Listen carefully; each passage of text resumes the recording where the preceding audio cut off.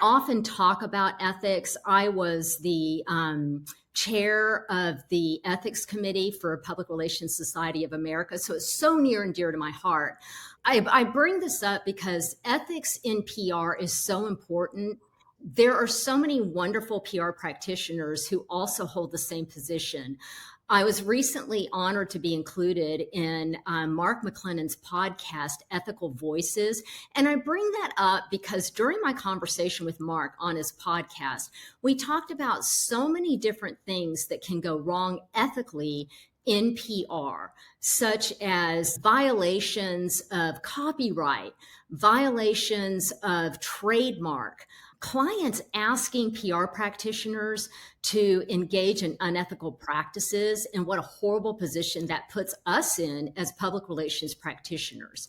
I would highly recommend you take a listen to his podcast, Ethical Voices, just so that you know the kinds of things that happen in PR when it comes to ethics. He also wrote this book, Ethical Voices, and I'm super honored to have been included in it.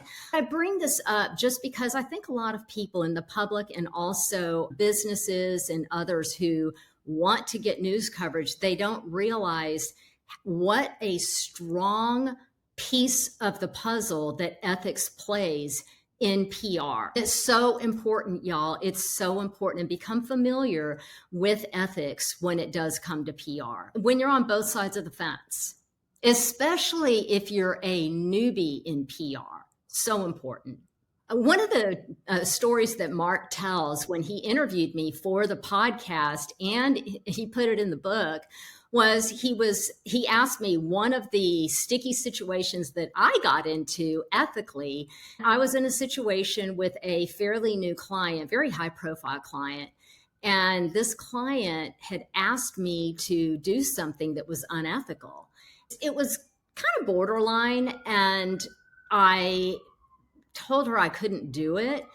And she couldn't understand why I couldn't do what she was asking me to do.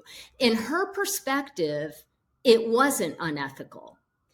And so I had to explain to her why it couldn't be done, why it was unethical. It wasn't illegal at all. It just wasn't ethical. That's one of the things as a PR practitioner, especially when a high profile client is asking us to do something. It's on us to explain in a gentle and respectful manner to our clients why something can't be done. One of the things that I did do was I researched how can I make the client happy and give her what she wants in a way that's legal and ethical. We worked it out, and she was so happy with the solution that I was able to come up with, and it worked for both of us. So there's so many other ways to make everybody happy in an ethical way.